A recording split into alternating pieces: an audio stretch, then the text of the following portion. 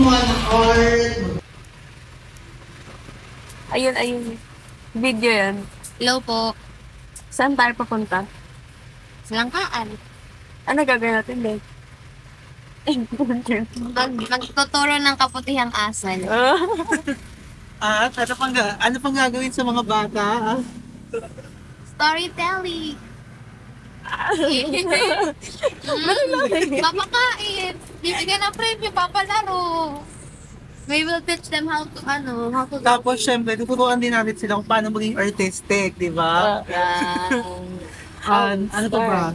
And syempre, mag-iiwan tayo ng kaputihang asal kung paano ba talaga malalabanan ng climate change through small action.